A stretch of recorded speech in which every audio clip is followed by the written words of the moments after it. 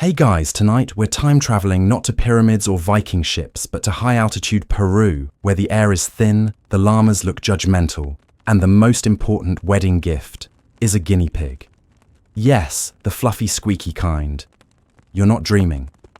Or maybe you are. Picture yourself wandering through the Andes under a violet dusk. The mountains roll around you like ancient waves frozen in time.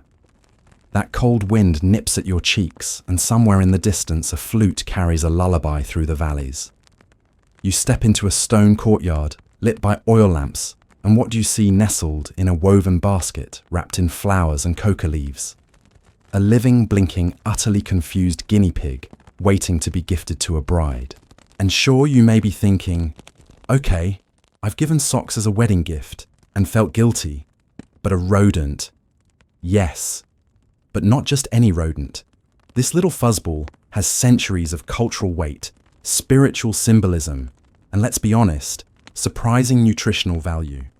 You probably wouldn't survive one wedding feast without encountering it in one form or another. So before you get comfortable, take a moment to like the video and subscribe, but only if you genuinely enjoy what I do here.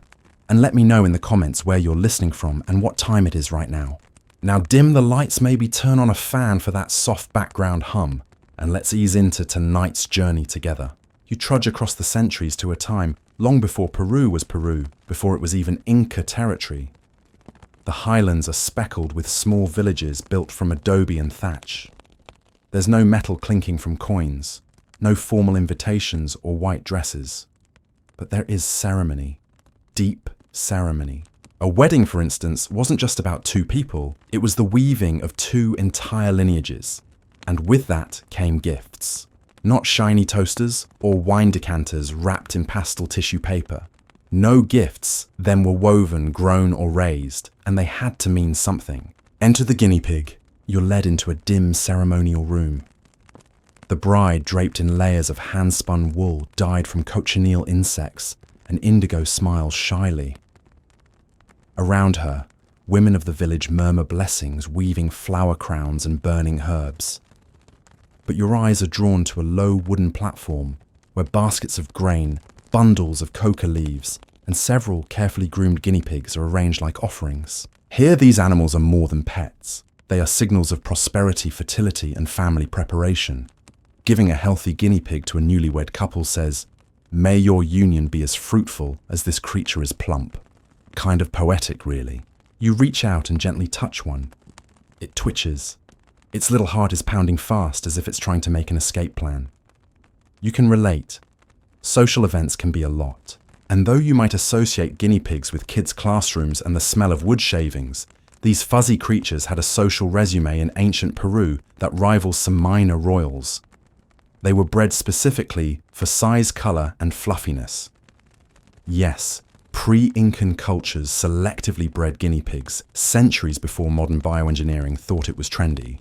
Historians still argue whether the guinea pig's symbolic role came before or after its culinary one. But most agree that by the time of the Nazca and Moche civilizations, they were already central to rituals and social gifting. Some evidence even suggests certain color morphs like all black or red and white guinea pigs were reserved for spiritual ceremonies. And you may be wondering, were these animals loved or just used? Well, both. You glance around and see a child gently petting one, whispering to it in Quechua. A soft lullaby, a hush of breath, a moment of tenderness. But in the corner of your eye, you spot a clay oven warming up. The duality was not considered cruel. To the people of the Andes, the guinea pig, or kai as they call it, was sacred and practical. Kind of like bread, or a very small twitchy deity that also tastes good grilled. The wind rustles through the woven matting overhead. Smoke carries the scent of herbs and roasted maize. Someone offers you chicha, a fermented corn drink that tastes somewhere between cider and wet socks depending on who made it. You sip politely, still better than gas station coffee. The music picks up a rhythmic beat on ceramic drums interspersed with bone flutes and shells. In this space, you understand something important. The guinea pig was never just filler. It was intention. It was tradition. You didn't show up to a wedding without one, unless you wanted to insult not just the bride and groom, but their ancestors, and possibly their village shaman. And yes, before you ask, there were guinea pig shortages from time to time. Droughts, disease, bad breeding seasons. One oral history you overhear describes a wedding nearly cancelled because the groom's family failed to bring any kai at all. A scandal. A cousin was sent sprinting over 2 mountains to barter for a backup rodent. He returned sweating and victorious. The ceremony continued. You rub your eyes and glance around again. The party's in full swing now. There's laughter, dancing, chanting. But all the while those little creatures remain nearby. Some are nestled in ceremonial baskets. Others scurry beneath benches, nibbling quietly on leftover corn. One bold little guy climbs up a low table and sniffs at a carved figure of Pachamama, the Earth Mother Goddess. No one shoos it away. There's a deep, unspoken reverence for life cycles here. The guinea pig embodies that perfectly life-nourishment rebirth, a guest and a sacrifice. It squeaks in the dark, a sound that's carried through millennia, still echoing in Andean kitchens and temples today. And perhaps, as you nestle deeper into your blanket, your body melting into the mattress like warm caramel, you realize something odd. This isn't boring at all. In fact, it's kind of cozy, like the creature itself, unexpectedly important, surprisingly warm, and just small enough to fit into the corners of your dreams. The flute music fades, the fire dims, and a single guinea pig curls into a ball beside the hearth. Its breath slows. Yours does too. You wake, or maybe you never slept in a different village, though the mountains around you look the same. They always do. Timeless, looming. You could be 500 years earlier or later, and still the sky would stretch the same shade of silver blue over your head. The morning is thin and cold, and your breath drifts like steam from a forgotten kettle. You hear voices, quiet, rhythmic, purposeful. You follow them and stumble into a small gathering at the center of a village plaza, where 2 families are busy preparing for a wedding. Not a grand affair, but a meaningful one. This is long before the Inca Empire stitched the Andes together with stone roads and gold-plated bureaucracy. Back now in the pre-Inca period with cultures like the Chavin and the Wari setting the tone. There's no such thing as a wedding registry. No glassware sets, no kitchen gadgets that slice eggs 12 ways. Gifts here aren't convenience, they're continuity. The future groom stands tall, well, nervously tall. His family carries woven baskets to the bride's home. Inside, wrapped in soft reeds and wildflowers, are what you expect by now guinea pigs. Cleaned, brushed, possibly fluffed. Each one a message, because back then, what you brought to a marriage said everything about you. Your values, your wealth, your respect for tradition, and guinea pigs. They were as close to a ceremonial Swiss army knife as you could get. Gift food medicine, omen offering. As the groom's party approaches the bride's home, they're met not just with smiles, but scrutiny. The bride's family examines the guinea pigs. Are they healthy? Are their eyes bright? Are their feet clean? There's an unspoken checklist here. No one wants to marry into a family that gives scraggly rodents. Historians still argue whether the act of giving guinea pigs was formalized like a legal requirement, or if it varied from region to region. But the archaeological record leaves little doubt. Guinea pig bones have been found buried next to ritual tools and inside household altars, clear signs that they weren't just last-minute additions to the wedding gift pile. You crouch by a low wall and watch a woman from the bride's family gently stroke the back of a white guinea pig, then whisper something into its ear. You don't catch the words, but you know the tone. It's the tone of someone talking to the ancestors through fur and breath. In this culture, a marriage isn't just 2 people building a home. It's 2 lineages merging like rivers meeting in a gorge. And so gifts had to reflect abundance and continuity. A guinea pig prolific breeder and efficient protein source sent the right message: this couple will never go hungry. But it wasn't just symbolism. These creatures were practical. They didn't require much space. They could eat scraps, and they reproduced with a dedication that would make rabbits blush. So gifting a few guinea pigs was like gifting a startup kit for sustainable living. Who needs a rice cooker when you've got a miniature livestock program? Still, some families took things further. There were rumors, perhaps exaggerations, of elite families training guinea pigs to respond to whistles dyeing their fur with natural pigments, or presenting them in hand-carved carrying cases shaped like llamas. You didn't just give a guinea pig, you presented it. The air begins to warm as the sun climbs higher, and a soft golden light hits the woven tapestries strung between buildings. The ceremony is quiet but structured. An elder steps forward holding a staff decorated with feathers and stones. There's no priest in robes, no vows shouted into a microphone, but there is sacredness. And again, guinea pigs. They're not slaughtered here, not yet. That comes later, if at all. For now, they sit beside the couple as living blessings, tiny avatars of health and prosperity. One yawns, revealing surprisingly sharp teeth. Another tries to nibble the hem of the groom's tunic. Someone laughs. Even in solemnity, these creatures manage to keep things light. You notice a child holding one close to their chest, whispering something, perhaps a wish or a story. The animal blinks, then curls its tiny feet beneath its body and settles in.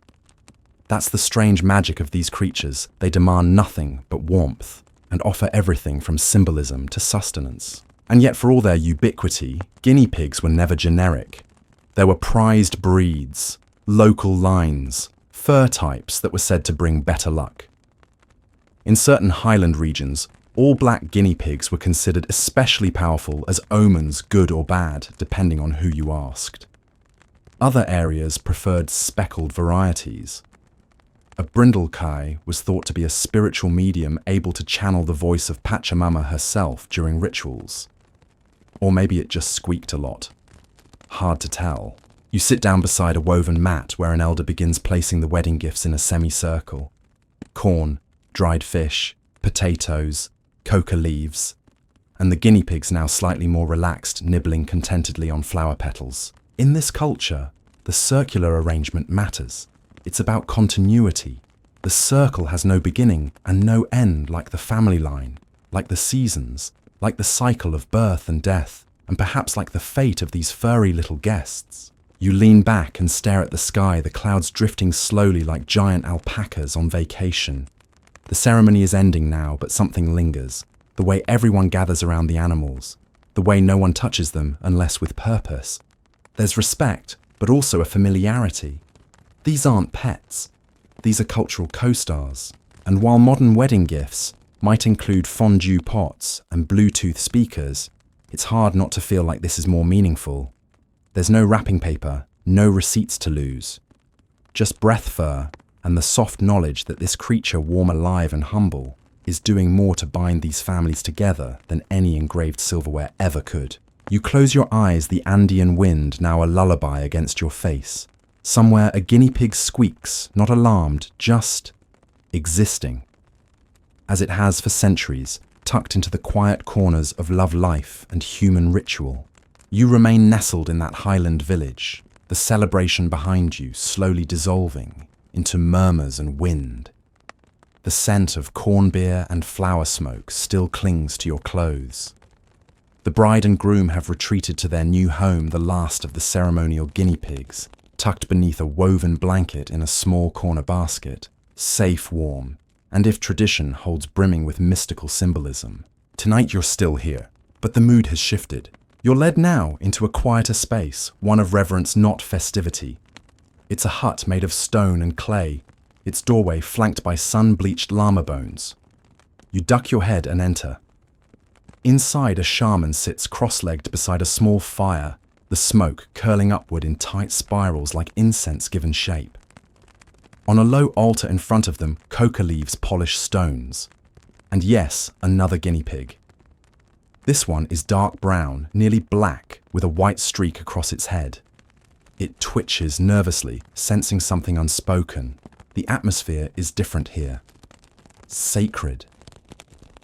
You feel it in your skin, a low buzz that has nothing to do with altitude. The guinea pig's presence here isn't just symbolic, it's spiritual. In ancient Andean belief systems, guinea pigs weren't only good luck wedding gifts or food. They were vessels of meaning, physical tokens of fertility, health, and transition. You might not expect a squeaky rodent to carry such weight, but here that's the norm. A couple may receive guinea pigs to start their household, but just as often, one might be used in fertility rituals given to the gods, so to speak, in exchange for the hope of children. The fire crackles beside you. The shaman begins to hum a low rhythmic sound that somehow blends with the rustle of the wind outside. They scoop up the guinea pig and hold it aloft, turning it gently in their hands, as though reading it. It's not random. The guinea pig is observed closely. Its movements, its twitching ears, even the way it squeals or settles down. Everything is a sign. In fact, some communities believed you could read a person's fortune or health by how a guinea pig responded to them. If it panicked, something might be wrong. If it was calm, that could be a blessing. Historians still argue whether these rituals were primarily symbolic, or if practitioners believed they were seeing real physical manifestations of the spiritual world through the animal. But it's clear the practice was taken seriously. Even now in some rural Andean communities, guinea pigs are still used in cleansing ceremonies known as limpias. You may not find that in Western science journals, but the people here don't need academic approval to trust centuries of lived tradition. You lean closer as the shaman places the guinea pig on the ground. It scampers briefly, then stops. The shaman nods, mutters something, and makes a small gesture over a woman seated across the room. She bows her head. This ritual isn't theatrical, it's intimate. The guinea pig is her stand-in, absorbing negative energies, interpreting the body's ailments, and if needed, carrying a burden away. Now you're not entirely sure what the guinea pig thinks about all this.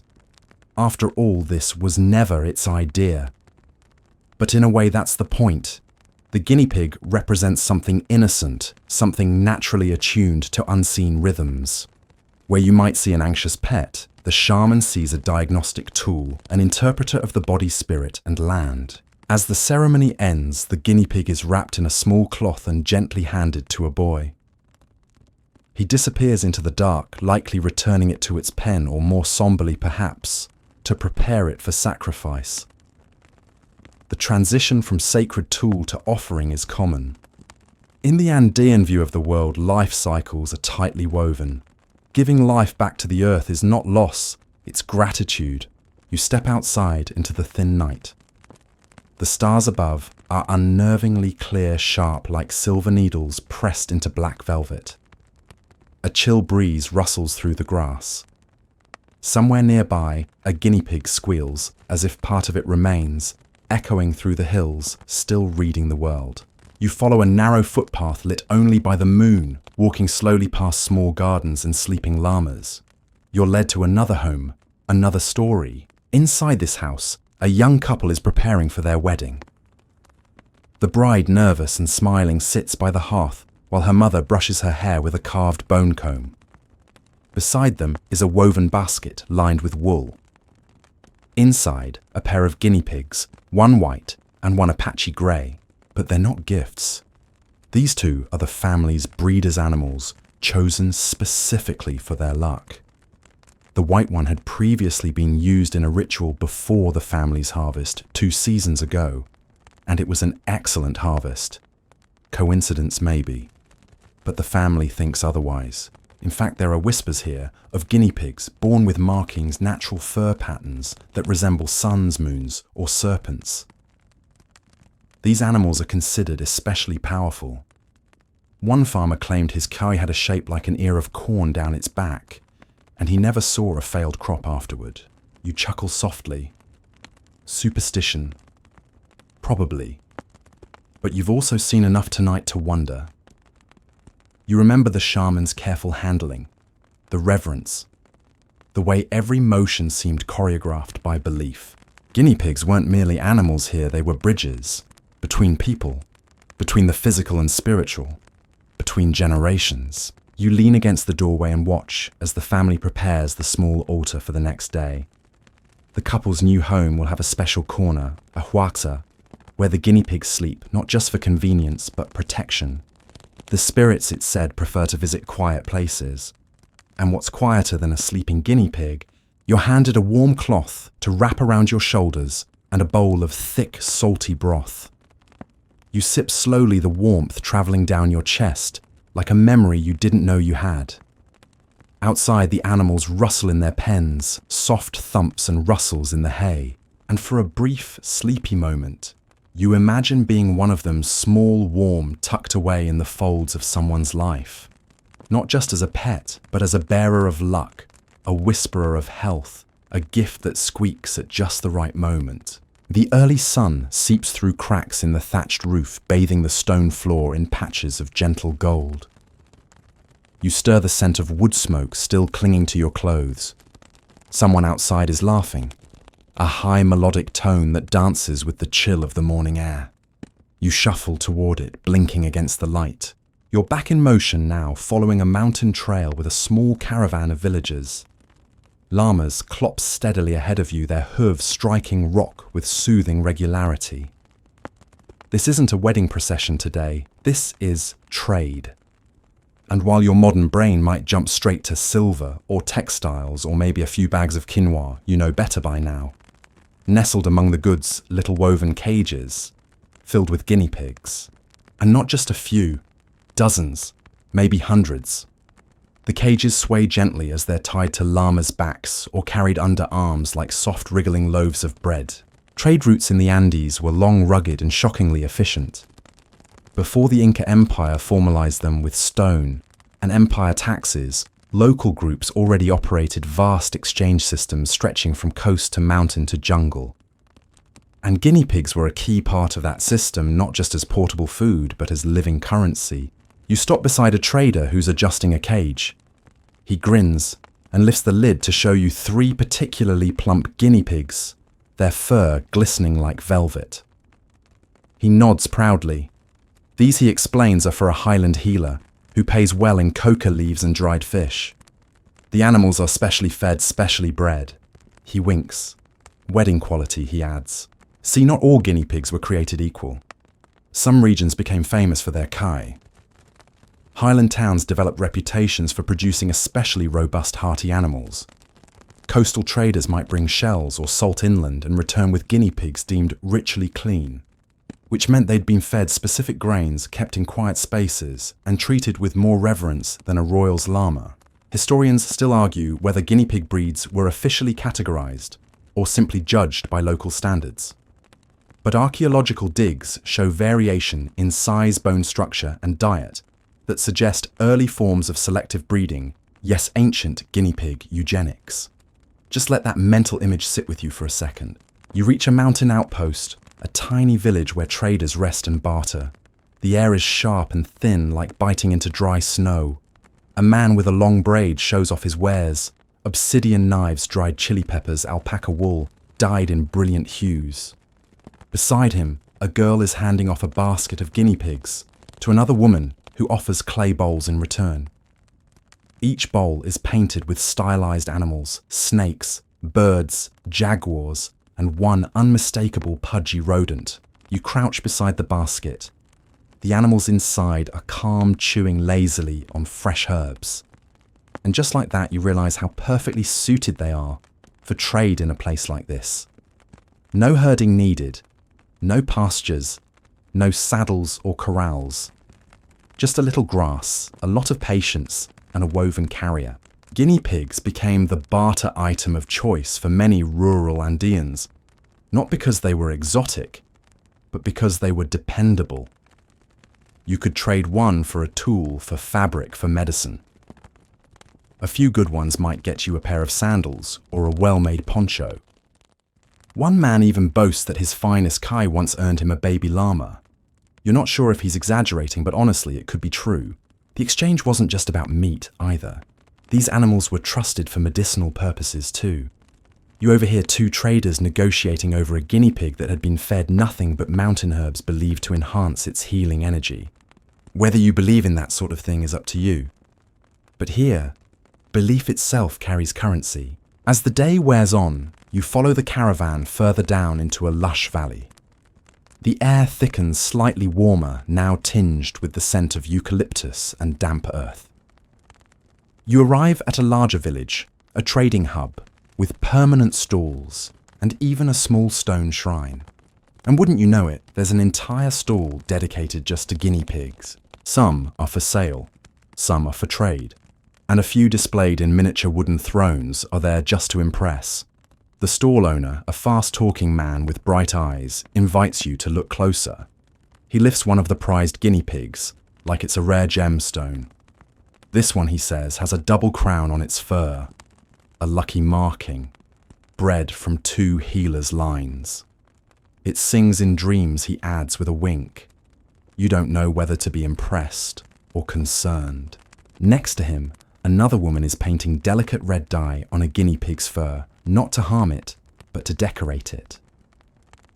She says she's preparing it for a festival where the most beautiful kai will be paraded in front of the village. No, not roasted, honoured, dressed in woven capes and feather hats. You raise an eyebrow. Guinea pig fashion shows? Apparently so. This wasn't universal, of course.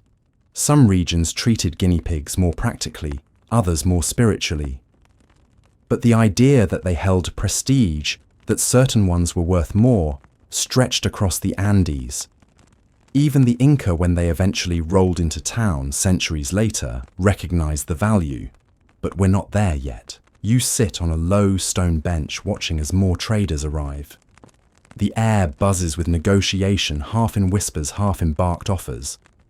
One man barters a large guinea pig for a spindle of dyed wool, and both parties nod in satisfaction. And you think this is a marketplace, sure, but it's also a web of relationships. Every guinea pig traded here carries not just meat or fur or fertility, but story. Where it came from, who bred it, what rituals it's been part of, how it squeaked in the presence of certain dreams. You know the usual. A boy scurries past with one in each hand, holding them like treasure. You see him pause near a vendor, hesitate, then offer one up. He wants a carved whistle in exchange. The vendor squints, examines the guinea pig, and finally nods. Deal. And as the sun dips lower over the ridgeline, casting the stone paths in long purple shadows, you begin to understand in this world wealth isn't just gold or silver. It's warm and twitchy. It squeaks when you hold it too tight. It demands food, yes, but also care. Guinea pigs were wealth you had to nurture, and maybe that's what made them so meaningful. You pull your blanket tighter around your shoulders. Somewhere nearby, a pair of traders laugh as a guinea pig escapes from its basket and makes a run for it, only to be gently scooped up by a little girl. She kisses its nose and places it back. No panic, just life. In a world of rough trails and uncertain weather, guinea pigs were the softest possible form of security, and perhaps the most quietly powerful. The early sun seeps through cracks in the thatched roof, bathing the stone floor in patches of gentle gold. You stir the scent of wood smoke still clinging to your clothes. Someone outside is laughing, a high melodic tone that dances with the chill of the morning air. You shuffle toward it, blinking against the light. You're back in motion now, following a mountain trail with a small caravan of villagers. Llamas clop steadily ahead of you, their hooves striking rock with soothing regularity. This isn't a wedding procession today, this is trade. And while your modern brain might jump straight to silver or textiles, or maybe a few bags of quinoa you know better by now, nestled among the goods, little woven cages filled with guinea pigs. And not just a few, dozens, maybe hundreds. The cages sway gently as they're tied to llamas' backs or carried under arms like soft wriggling loaves of bread. Trade routes in the Andes were long, rugged, and shockingly efficient. Before the Inca Empire formalized them with stone and empire taxes, local groups already operated vast exchange systems stretching from coast to mountain to jungle. And guinea pigs were a key part of that system, not just as portable food, but as living currency. You stop beside a trader who's adjusting a cage. He grins and lifts the lid to show you 3 particularly plump guinea pigs, their fur glistening like velvet. He nods proudly. These, he explains, are for a highland healer who pays well in coca leaves and dried fish. The animals are specially fed, specially bred. He winks. Wedding quality, he adds. See, not all guinea pigs were created equal. Some regions became famous for their kai. Highland towns developed reputations for producing especially robust, hearty animals. Coastal traders might bring shells or salt inland and return with guinea pigs deemed ritually clean, which meant they'd been fed specific grains kept in quiet spaces and treated with more reverence than a royal's llama. Historians still argue whether guinea pig breeds were officially categorized or simply judged by local standards. But archaeological digs show variation in size, bone structure, and diet that suggest early forms of selective breeding, yes, ancient guinea pig eugenics. Just let that mental image sit with you for a second. You reach a mountain outpost, a tiny village where traders rest and barter. The air is sharp and thin, like biting into dry snow. A man with a long braid shows off his wares: obsidian knives, dried chili peppers, alpaca wool dyed in brilliant hues. Beside him, a girl is handing off a basket of guinea pigs to another woman who offers clay bowls in return. Each bowl is painted with stylized animals: snakes, birds, jaguars, and one unmistakable pudgy rodent. You crouch beside the basket. The animals inside are calm, chewing lazily on fresh herbs. And just like that, you realize how perfectly suited they are for trade in a place like this. No herding needed, no pastures, no saddles or corrals. Just a little grass, a lot of patience, and a woven carrier. Guinea pigs became the barter item of choice for many rural Andeans, not because they were exotic, but because they were dependable. You could trade one for a tool, for fabric, for medicine. A few good ones might get you a pair of sandals or a well-made poncho. One man even boasts that his finest kai once earned him a baby llama. You're not sure if he's exaggerating, but honestly, it could be true. The exchange wasn't just about meat either. These animals were trusted for medicinal purposes too. You overhear two traders negotiating over a guinea pig that had been fed nothing but mountain herbs believed to enhance its healing energy. Whether you believe in that sort of thing is up to you. But here belief itself carries currency. As the day wears on, you follow the caravan further down into a lush valley. The air thickens slightly warmer, now tinged with the scent of eucalyptus and damp earth. You arrive at a larger village, a trading hub with permanent stalls, and even a small stone shrine. And wouldn't you know it, there's an entire stall dedicated just to guinea pigs. Some are for sale, some are for trade, and a few displayed in miniature wooden thrones are there just to impress. The stall owner, a fast-talking man with bright eyes, invites you to look closer. He lifts one of the prized guinea pigs like it's a rare gemstone. This one, he says, has a double crown on its fur, a lucky marking, bred from two healers' lines. It sings in dreams, he adds with a wink. You don't know whether to be impressed or concerned. Next to him, another woman is painting delicate red dye on a guinea pig's fur, not to harm it, but to decorate it. She says she's preparing it for a festival where the most beautiful kai will be paraded in front of the village. No, not roasted. Honored, dressed in woven capes and feather hats. You raise an eyebrow. Guinea pig fashion shows, apparently so. This wasn't universal, of course. Some regions treated guinea pigs more practically, others more spiritually. But the idea that they held prestige, that certain ones were worth more, stretched across the Andes. Even the Inca, when they eventually rolled into town, centuries later, recognized the value. But we're not there yet. You sit on a low stone bench watching as more traders arrive. The air buzzes with negotiation, half in whispers, half in barked offers. One man barters a large guinea pig for a spindle of dyed wool, and both parties nod in satisfaction. And you think this is a marketplace, sure, but it's also a web of relationships. Every guinea pig traded here carries not just meat or fur or fertility, but story. Where it came from, who bred it, what rituals it's been part of, how it squeaked in the presence of certain dreams. You know the usual. A boy scurries past with one in each hand, holding them like treasure. You see him pause near a vendor, hesitate, then offer one up. He wants a carved whistle in exchange. The vendor squints, examines the guinea pig, and finally nods. Deal. And as the sun dips lower over the ridgeline, casting the stone paths in long purple shadows, you begin to understand in this world, wealth isn't just gold or silver. It's warm and twitchy. It squeaks when you hold it too tight. It demands food, yes, but also care. Guinea pigs were wealth you had to nurture, and maybe that's what made them so meaningful. You pull your blanket tighter around your shoulders. Somewhere nearby, a pair of traders laugh as a guinea pig escapes from its basket and makes a run for it, only to be gently scooped up by a little girl. She kisses its nose and places it back. No panic, just life. In a world of rough trails and uncertain weather, guinea pigs were the softest possible form of security, and perhaps the most quietly powerful. The trail you follow now dips lower into the valley, winding through scattered eucalyptus groves and clumps of quinoa fields glowing pink under the morning sun. The air is rich with moisture and the scent of distant cook fires. You walk quietly, the earth soft under your feet, and you can hear it now before you even arrive.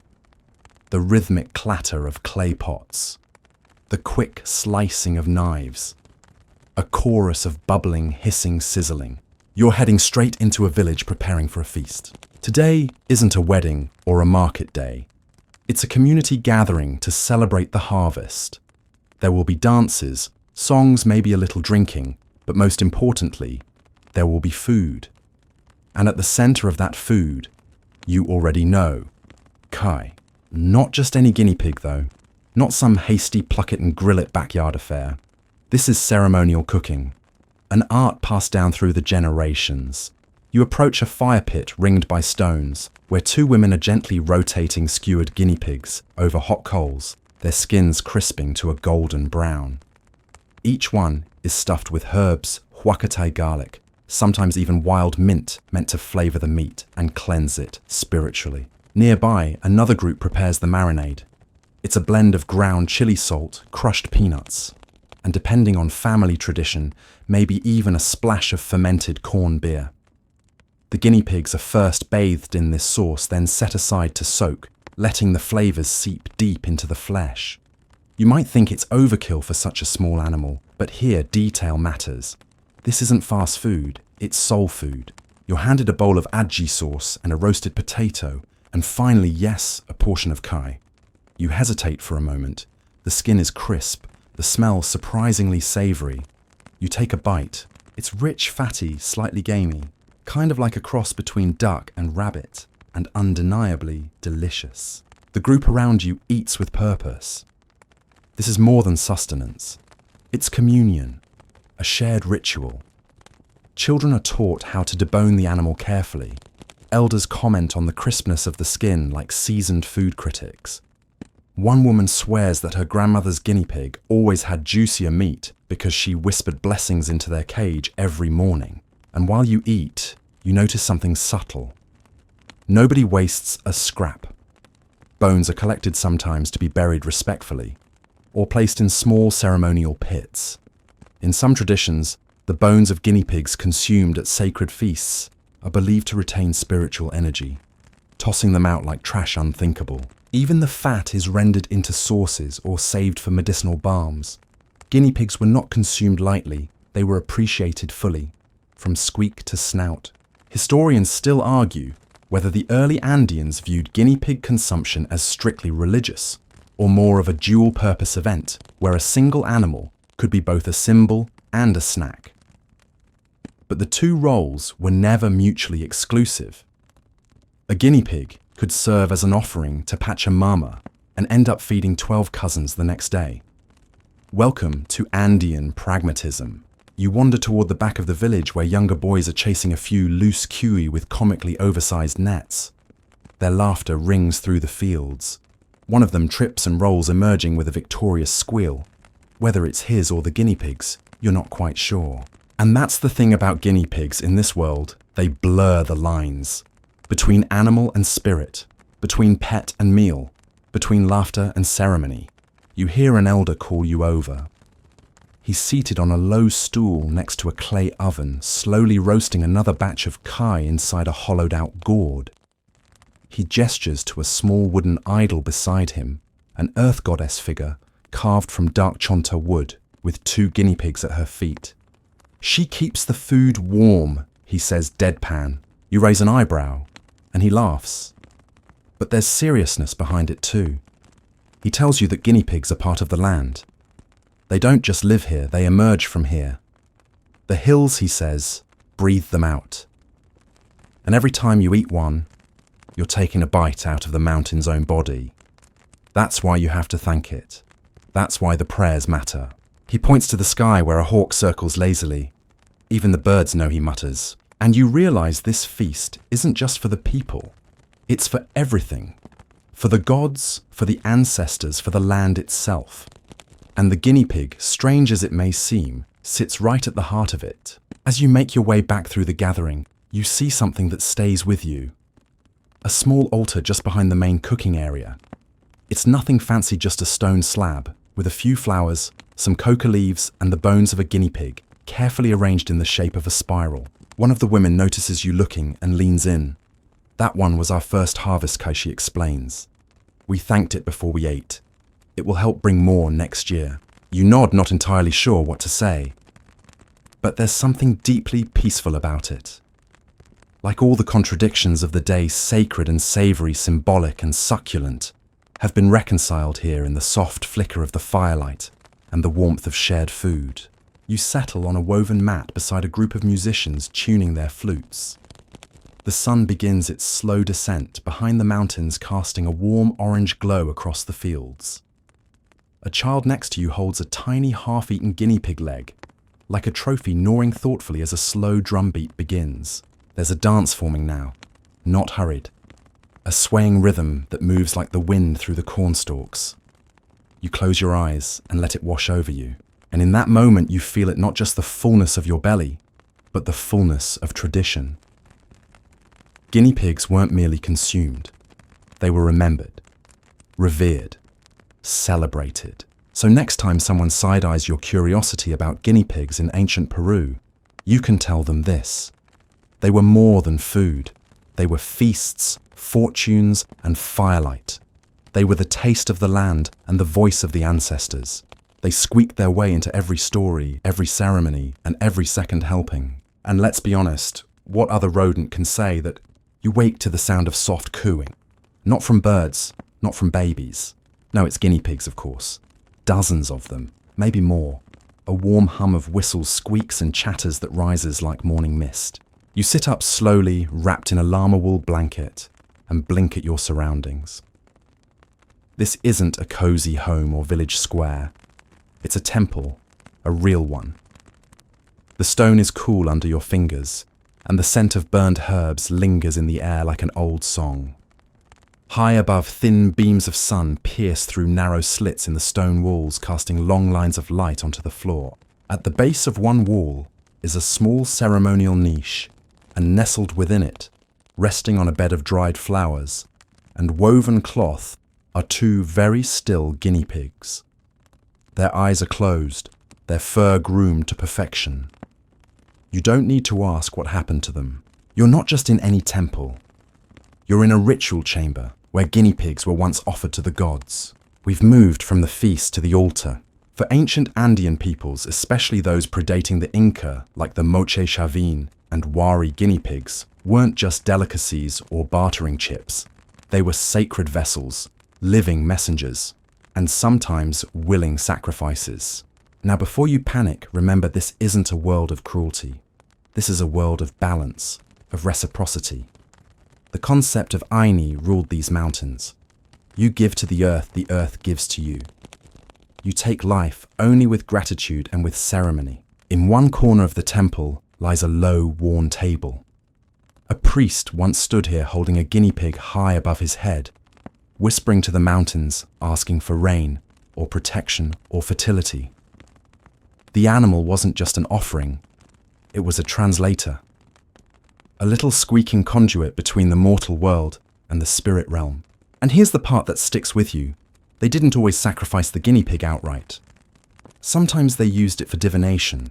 Picture this, a healer part, priest part doctor, would take a guinea pig, run it gently over a sick person's body, then inspect the animal afterward. If the guinea pig grew sluggish, sickly, or even died, it was said to have absorbed the illness, like a sponge for bad energy. The healer would then dissect the animal and examine its organs, reading them like a fleshy horoscope. Liver slightly discolored. That's a curse from a neighbor. Fluid in the lungs. Too much exposure to cold spirits. Swollen belly, time to switch coca leaf vendors, friend. Historians still argue whether this practice was purely symbolic, or if it held a deeper empirical logic. After all, guinea pigs were highly sensitive to their environment. They'd squeak long before a storm. They'd cluster away from earthquakes. Maybe in their twitchy little way, they were the original health monitors. In another part of the temple, you find a tiny staircase barely wide enough for your feet. It leads to a chamber painted with faded murals. You peer closer. There's a figure holding up a guinea pig like a torch. Beside him, human figures in ceremonial garb bow low. Overhead, a sun deity spreads its radiant hands accepting the furry gift. This isn't fiction. Archaeological digs like those at Huaca de la Luna or Pachacamac have uncovered thousands of guinea pig remains in clear ritual contexts. Carefully placed, often alongside precious items, beads, shells, coca leaves, even tiny silver tools. One tomb in southern Peru held a guinea pig wrapped in its own miniature blanket laid at the feet of a priest. You smile at the absurd cuteness of it. A burial shroud for a guinea pig. But then again, isn't that kind of beautiful? In this culture, animals were not just means to an end. They were sacred players in a cosmic drama. And while we're on the fringe, here's a tidbit for your mental scrapbook. Some early Spanish accounts noted that certain Andean groups painted their guinea pigs red before ritual use. Not blood. Paint. A bright, vivid red. Why, no one's quite sure. Maybe to mark them as chosen. Maybe to echo the red of the earth. Or maybe just because red looks really great on fur. You make your way outside, and the temple gives way to a steep overlook. Below, the terraced mountains stretch out like green staircases into the clouds. You hear a flute in the distance. You breathe in slow and full, and then you see them villagers gathered in a small field. In the center, a shaman circles a fire, holding a guinea pig in one hand and a bundle of coca leaves in the other. The people chant softly. They're offering thanks for the planting season, for rain, for health, for everything. When the ritual is complete, the shaman gently places the guinea pig down, not to sacrifice it this time, but to let it run free. It squeaks and vanishes into the tall grass. Not every ceremony ended in death. Some ended in release, in gratitude. Because in the Andes, the sacred didn't always require blood. Sometimes it only asked for presence. You sit on a rock and let the sound of the chant wash over you. A woman beside you whispers that her family keeps a white guinea pig just for prayers. They feed it the finest herbs and never let it out of sight. It's never eaten, never traded. It's simply there, like a living candle burning slow and soft for the spirits to see. And suddenly you understand. These animals weren't small because they were weak. They were small because they could be everywhere. In every home, on every altar, in the hands of every healer and the hearts of every prayer. Guinea pigs weren't just part of the sacred, they were the sacred. Soft, squeaky ambassadors between worlds. And now you wonder, what did they whisper back? You descend from the temple slowly, each stone step cooled by centuries of sunrise and fog. Your sandals scrape softly, the only other sound, the chirping of birds far below. But the further down you go, the louder it becomes, chatter motion, footsteps, wheels. You're walking into a market, not a sterile fluorescent place with neat price tags and piped-in music. This is a cacophony. A kaleidoscope of smells, roasted corn, spicy aji, paste the sweetness of dried lucuma. Stalls spill onto one another, their cloth canopies flapping in the breeze. And then, of course, there's the unmistakable squealing. They're everywhere. Guinea pigs in baskets, Guinea pigs in handmade cages. Guinea pigs tied with little leashes of alpaca yarn, tugging gently against them like woolly balloons. A few vendors cradle them in their arms like furry produce, running their hands over their backs and murmuring to prospective buyers, "Soft coats strong bones, eats clean." And this open-air guinea pig bazaar is not some minor corner of the ancient Andes. It's the engine of local trade. If you're picturing piles of gold coins and crates of rare gems, forget it. In many parts of pre-Columbian Peru, guinea pigs were as good as currency, sometimes better. They were portable, self-replicating, and warmly squeaky. You weave between stalls where barter rules the day. A woman offers 5 cuy for a woven shawl. Another trades 2 in exchange for a handful of dried coca and a carved bone needle set. A teenage boy trying to impress a girl trades his finest speckled kai eyes, bright fur glistening for a sweet cake shaped like a llama. You suspect he overpaid. Guinea pigs, it turns out, were the Bitcoin of the Andes, compact, fast breeding, and accepted everywhere. And here's something that might surprise you: the color of the guinea pig. Absolutely part of its value. White ones were prized, considered more sacred or lucky. Spotted ones might be associated with certain spirits. Black kai. Sometimes avoided, sometimes sought after. Depends on the region, the tribe, the century. Historians still argue whether these color associations stemmed from myth, practical observation, or just good old-fashioned superstition. But one thing's consistent: they weren't all created equal. Some were common kai, raised for daily meals and casual trade. Others, purebred show pigs, groomed meticulously bred for size, speed, and squeak. You stop in front of a cage housing a behemoth of a guinea pig easily the size of a loaf of bread.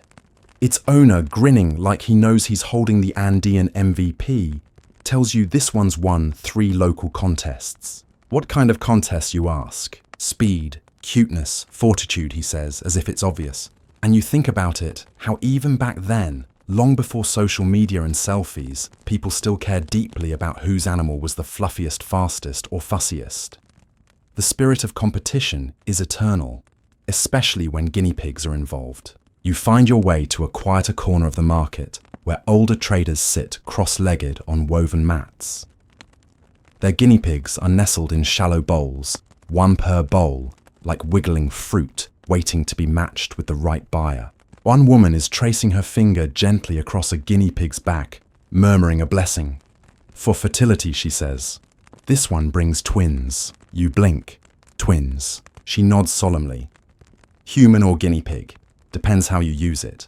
You're not sure whether she's joking, but something in her eyes suggests she's definitely not. It's here that you learn something deeper. Guinea pigs were also part of dowries. When a couple married, the groom's family might present guinea pigs to the bride's family. Not as a throwaway gift, but as a declaration of stability, of goodwill, of economic readiness. Kind of like saying, look, I may not own a mountain, but I've got 12 fat guinea pigs. Your daughter won't starve. You imagine the wedding guests watching the transaction, whispers about coat condition, silent assessments of toe symmetry, maybe a quiet scandalized, "Did you see how small that spotted one was?" Dowry disputes were likely just as dramatic then as they are now. In fact, in some regions, the absence of guinea pigs in a marriage offering was considered a grave insult, like proposing with a paperclip instead of a ring. One Andean myth tells of a wedding that was doomed from the start because the groom showed up with a single sickly guinea pig and nothing else. The bride's family took it as a sign of future misfortune.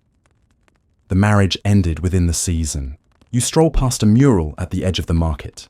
Painted long ago, its colours now faded, but its meaning unmistakable. 2 keep facing one another, their bodies arched, their noses touching gently. Around them, cornstalks rise and birds soar. A guinea pig courtship dance. That's right, Kai Love was artistic inspiration too. Pottery from the Moche and Nazca periods occasionally features guinea pigs not just as food or offerings, but as symbols of companionship. Snuggled pairs, protective mothers, even one piece showing a guinea pig suckling what appears to be another guinea pig. Maybe artistic liberty. maybe just very literal biology. But the point remains, these animals weren't just commodities. They were part of the social structure.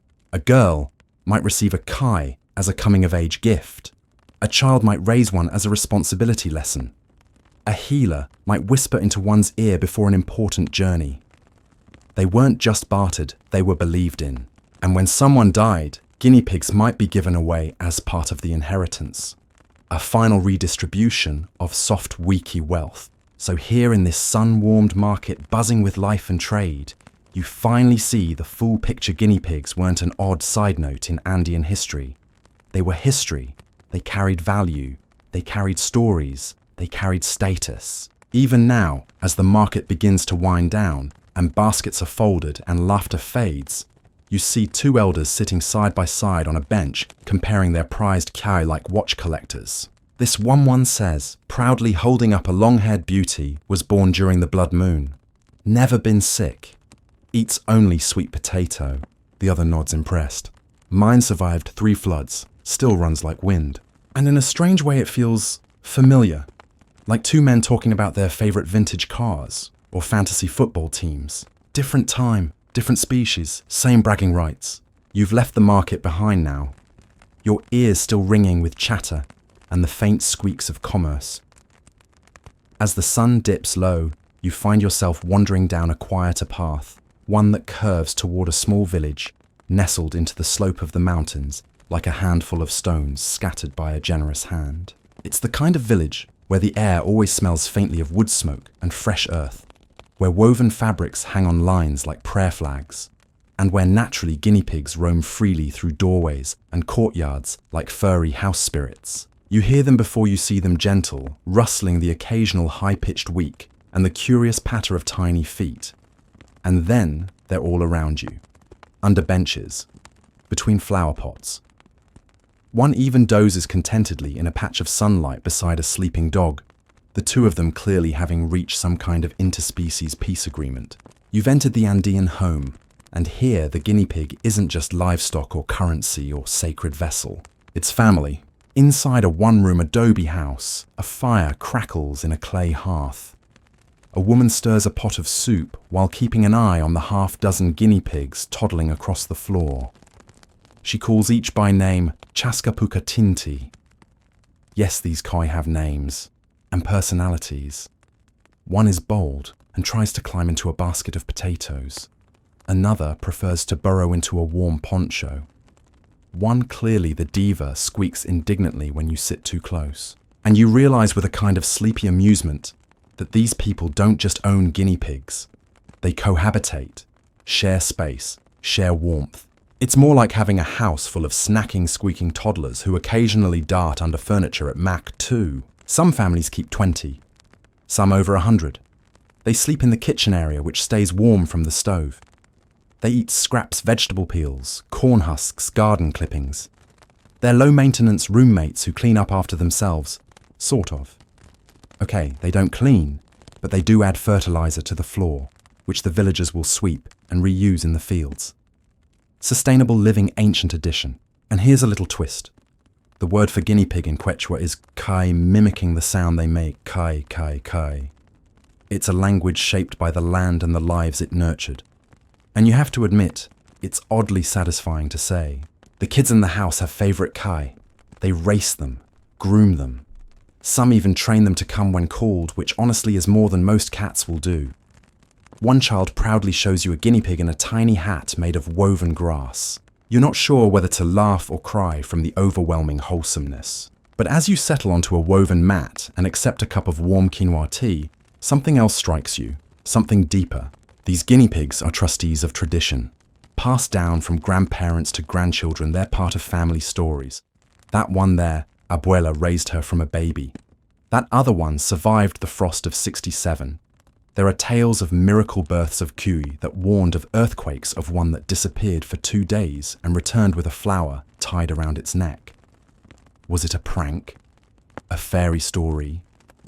Historians still argue whether tales like these are simple folklore or part of a long oral history, connecting families to the land and to each other. Either way, you sip your tea and nod solemnly, as if you too have experienced the mystery of the flower kai. The fire pops and the smell of herbs drifts from the pot on the stove. Yes, it might contain guinea pig meat. And yes, that can feel like a weird contradiction after all the cozy bonding moments. But remember, this isn't fast food. It's a life taken with thanks.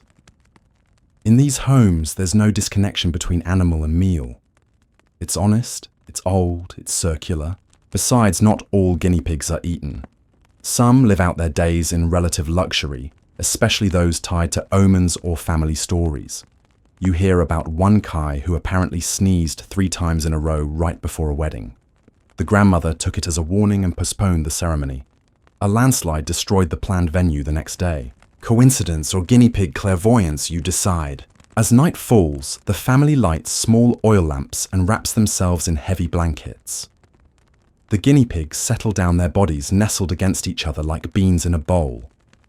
The rhythmic hum of their breathing becomes the soundtrack of bedtime, and as you lie there curled into your blanket, you realize something else. Guinea pigs were the ancient Andean version of an emotional support animal. Not in a modern therapeutic sense, but in the simple, ancient comfort of presence.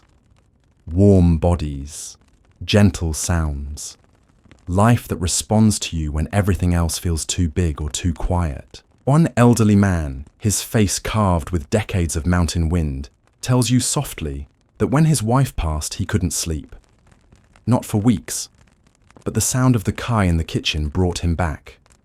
Little heart's still beating, he says. So, I keep going. You understand. Sometimes you just need something soft to remind you that the world still turns. And just as your eyes start to close, one of the guinea pigs scampers over to your side. It rests its tiny chin on your blanket and looks at you with those shiny, unblinking eyes. You whisper buenas noches. It squeaks once very softly and settles beside you. You wake slowly, cradled in the scent of smouldering wood and damp earth, with the faint wheek of guinea pigs as your alarm clock. Outside, the morning light creeps in golden ribbons through the window slats, and beside you, still there, the same little kai from last night now nestled into the warmth of your blanket like a living hot water bottle. You're beginning to understand how easily people became attached. But this morning isn't about comfort. No, today you're heading deeper into the mountains on foot naturally because there's a village celebration brewing. And guess what it involves? Yes, more guinea pigs. You hike along a dusty trail cut into the mountainside mist, curling around your feet like a living thing.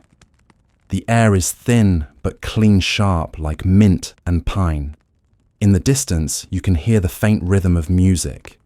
Flutes, drums, footsteps. You're approaching a guinea pig festival. Now, to be clear, this isn't some ironic modern invention where everyone wears rodent costumes and drinks themed cocktails. No, this is a traditional Andean feast day, a blend of harvest rituals, Catholic holidays, and pre-Incan custom. One that just happens to place the humble Kiwi front and center. You step into the village square, where banners of dyed wool flutter from poles and people swirl in bright clothing, each outfit a tapestry of history, geometric Inca patterns, Spanish embroidery, local embroidery stitched with symbols only grandmothers still fully understand. At the center of it all, a table the size of a small car, stacked with roasted guinea pigs. Yes, stacked. Each one curled into its final pose, little teeth bared in a frozen grin. Some are garnished with peppers, others with flowers. A few wear tiny golden crowns, offerings to the gods, or maybe just for flair. You're not sure. It smells amazing, smoky, savory, not unlike pork, but with a gamey edge and just a whisper of ritual. You're ushered toward the center by an old man wearing a feathered hat and an enormous smile. Welcome to El Gran Dia del Cuy, he says. The great day of the guinea pig. He pats your back like you're already family. Today, guinea pigs aren't just food or family, they're celebrities. There's a beauty pageant for the fluffiest kai, judged by a panel of elder women with extremely high standards. One holds up a guinea pig and examines its paws like a jeweler checking a diamond. 3 toes, clean. Good symmetry. She nods. There's a race, too tiny, lanes marked with string and cornmeal, and a finish line laced with lettuce. Spectators cheer like it's the Olympics. A wiry child's guinea pig named Relampago Lightning wins by a nose, earning a crown of grass and a ribbon. And then there's the dance. Yes, a guinea pig dance. It begins with a group of young women in layered skirts and bright sashes spinning to the rhythm of pan flutes. Their partners wear painted wooden masks, some human-faced, some animal. And a few, to your utter delight, wear stylized guinea pig masks with exaggerated whiskers and wide round ears. The dancers mimic the movements of guinea pigs, darting, freezing, twitching, leaping. It's silly, yes, but also oddly elegant. You can't help but smile. And somewhere in the crowd, someone passes you a wooden cup of chicha-fermented corn beer, slightly sour and served warm. It doesn't help your sense of balance, but it does help you blend in. Now here's where things take a turn toward the surprisingly metaphysical. A hush falls over the crowd as the community elder steps forward. He holds a white guinea pig in both hands like a priest cradling a relic. Everyone watches. The flutes stop. Even the kids fall silent. The elder kneels beside a cloth altar, its surface covered in coca leaves, maize feathers, and a bit of llama fat standard. Andean offering gear. And then slowly, he begins the cleansing ritual. This isn't just showmanship. It's an ancient form of diagnosis.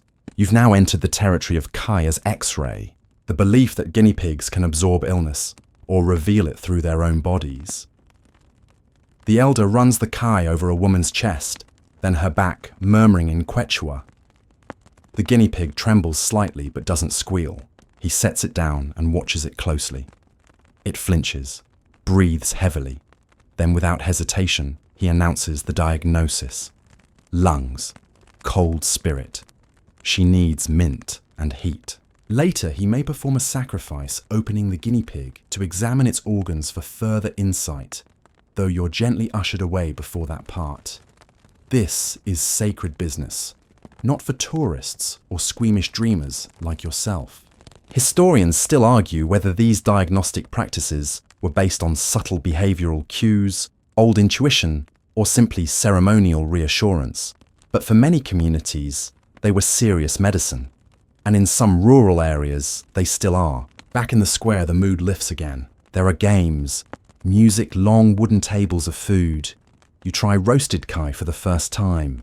The skin is crispy, the meat tender. You do your best to ignore the tiny feet. Someone offers you koi stew next cooked with peanuts and peppers. You accept. When in the Andes, and through it all, people are laughing, sharing stories, reminiscing about legendary guinea pigs of festivals past. Remember the one that ate a whole pepper and still won the race? What about the albino that predicted the hailstorm?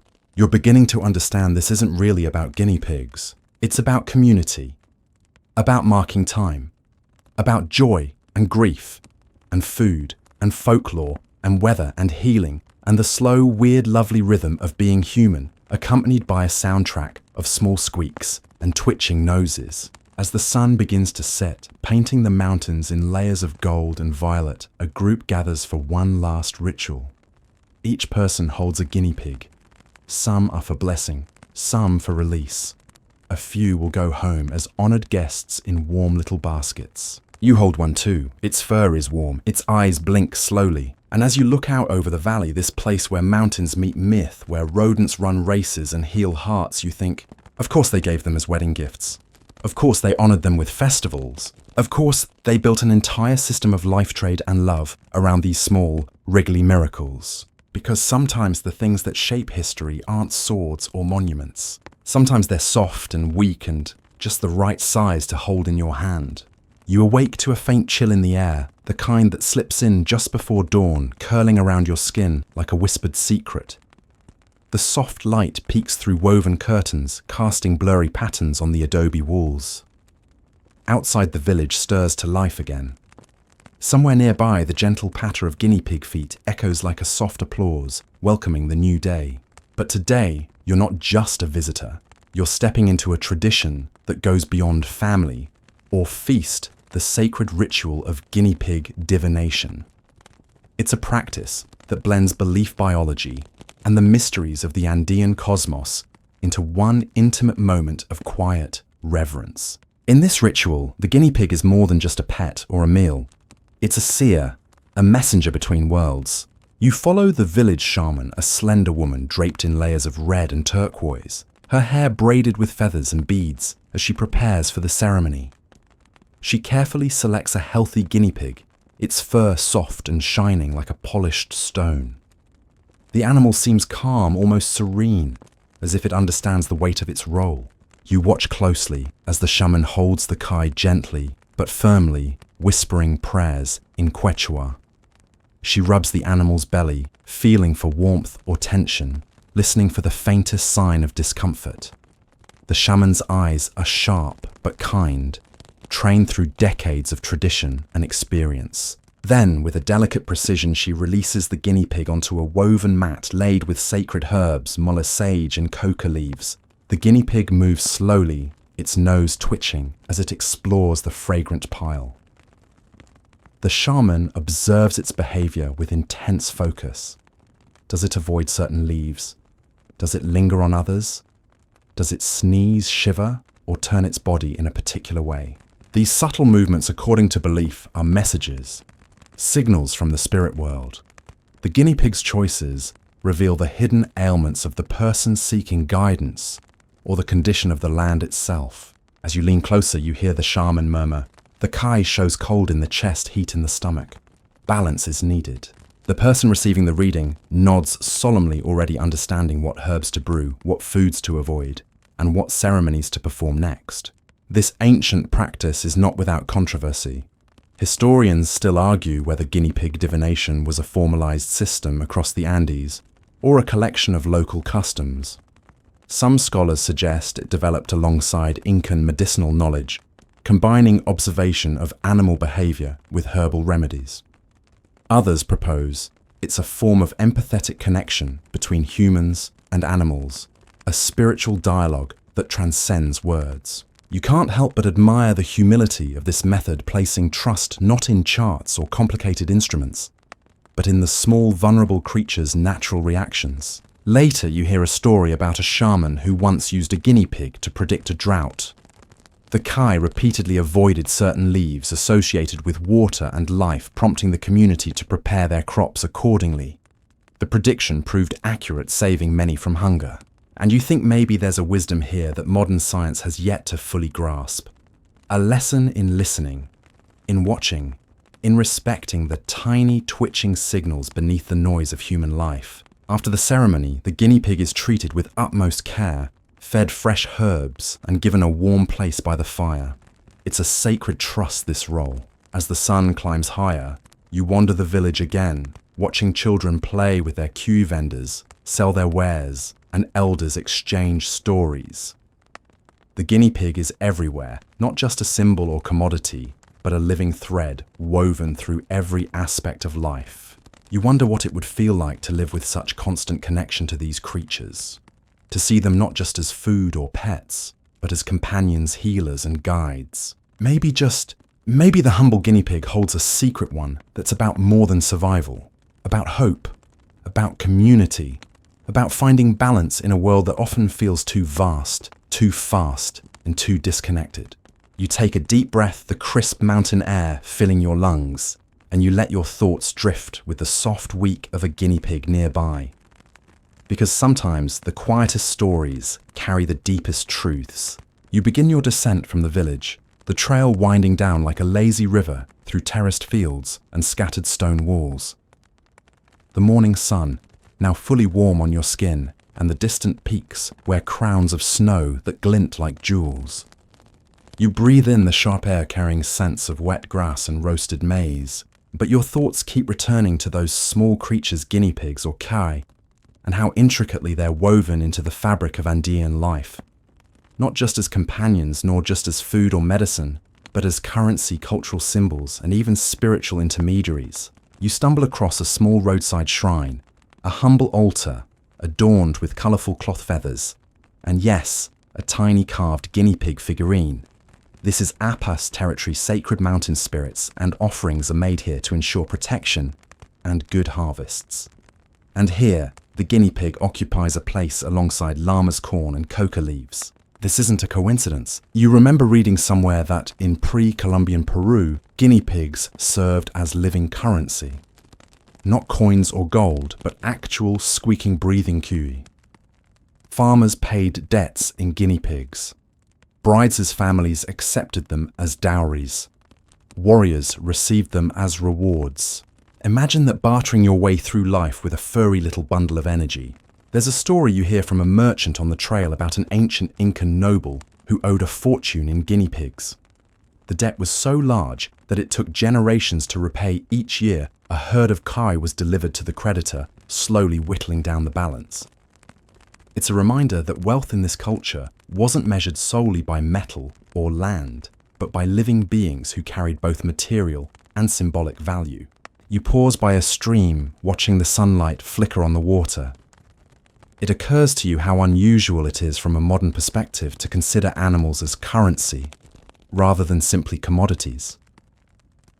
There's an intimacy in this kind of wealth, a direct link between survival prosperity and care for living things. And yet, historians still argue whether guinea pigs were standardized as currency across the entire Inca Empire, or if their monetary role was more localized to certain regions.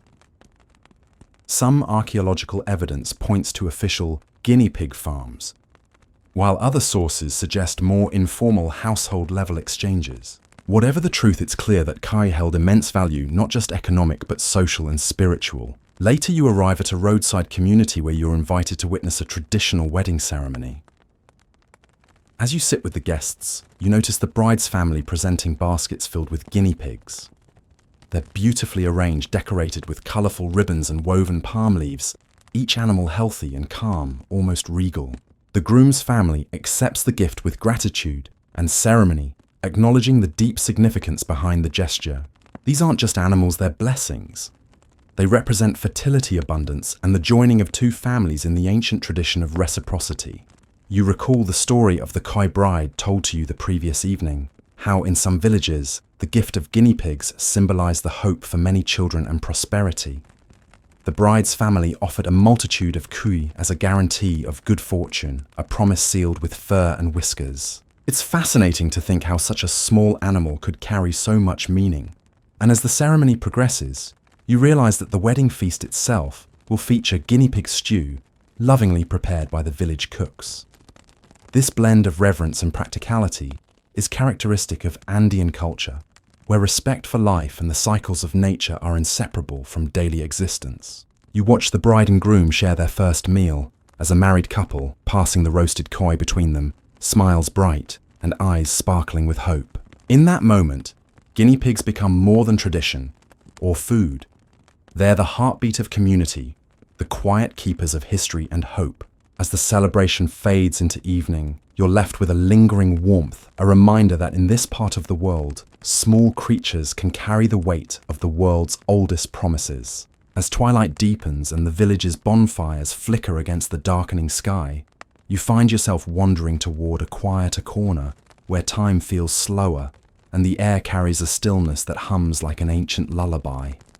In the glow of orange flames, a semicircle of elders has gathered. Their silhouettes rock gently as they sit on wooden stools softened by woolen blankets, shawls pulled close against the cooling night. You ease into the circle, welcomed with a simple nod, and sit on a cushion that smells faintly of dried maize and mountain dust. Between two of the elders lies a woven basket, and inside, resting peacefully, is a guinea pig. Its fur is a dappled mosaic of cream and cinnamon, and as it breathes, its tiny sides rise and fall like a miniature tide. There's something deeply soothing about its presence, as if it absorbs the worries of those around it and replaces them with calm. Tonight they're telling stories, not the kind with beginnings and ends, but the kind that spiral like smoke, layered, mysterious, half-remembered. Stories about the kai and the strange, beautiful ways it has woven itself into the mythologies of the Andes. One elder, with a voice low and creaky like an old door, begins with the legend of the great earth offering. Long ago, during a season of drought and cracked soil, The people of a highland village offered their last guinea pig to Pachamama, the Earth Mother, not out of superstition, but in desperation. They left it beneath a sacred rock on the mountain's shoulder, wrapped in coca leaves and a red thread. That night, the skies broke open. Rain poured like spilled silver, soaking the fields and bringing life back to the parched maize and potatoes. Since then, the story goes, the guinea pig has been seen as Pachamama's courier, a humble creature capable of relaying human prayers to divine ears. You imagine that tiny messenger scurrying across starlit plains, whispering in the language only gods understand. Another elder leans in, eyes catching the firelight. He tells of a time when guinea pigs were believed to contain souls, not full human ones, but fragments. Ancestors reborn in fur sent back to guide or protect. In some homes, the elders say a guinea pig will suddenly stop and stare into a corner of a room, and that means a spirit is visiting. You're not supposed to move or speak until the guinea pig does. It's oddly comforting, this belief that the veil between worlds is porous, and that something as simple as a twitchy nose and a purring week might connect you with someone you lost. Historians still argue whether these mythological associations predate the Inca Empire or were shaped more by post-conquest oral traditions, trying to preserve identity in the face of erasure. Some claim the Spaniards dismissed these beliefs as superstition, yet ironically, the Spanish also embraced the guinea pig as food and unknowingly exported it across the globe. You glance down at the cuy in the basket.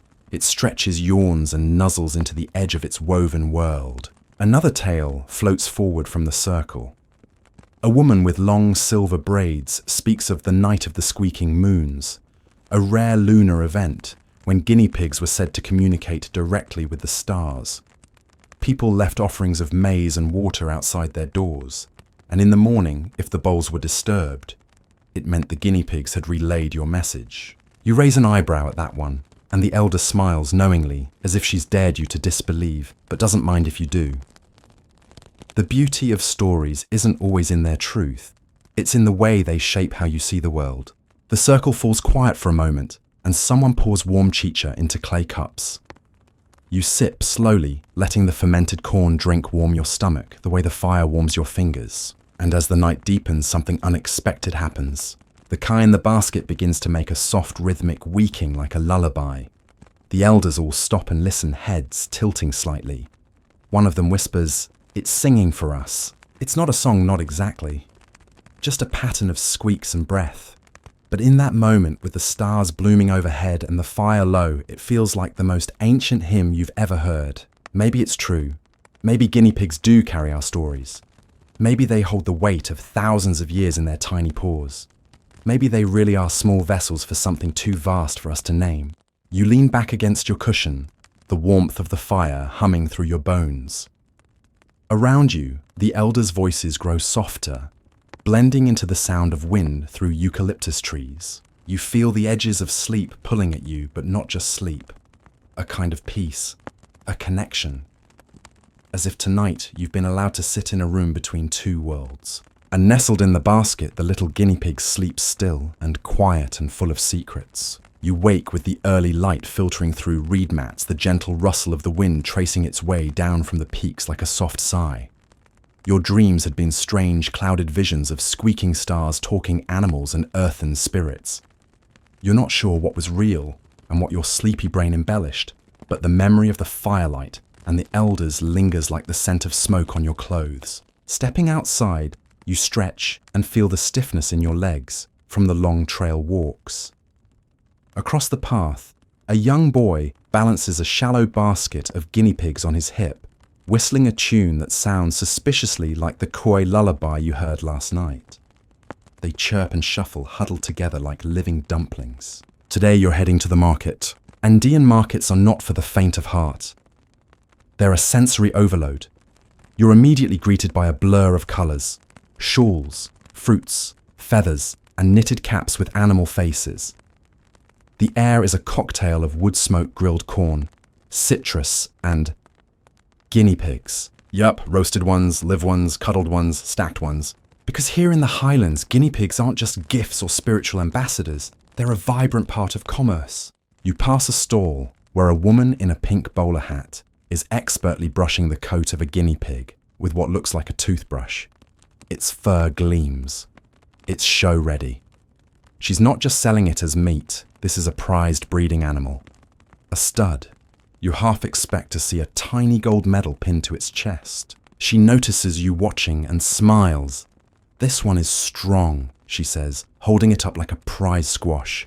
"His father was the fastest in the village race." Wait, guinea pig races? Yes. You've stumbled into one of the more delightful quirks of Peruvian village life. While they might be sacred messengers and wedding gifts, they're also subjects of sport. Several times a year, festivals pop up where guinea pigs are the stars of the track. People craft intricate miniature courses, tunnels, zigzags, tiny bridges, and place bets on which kai can navigate it fastest.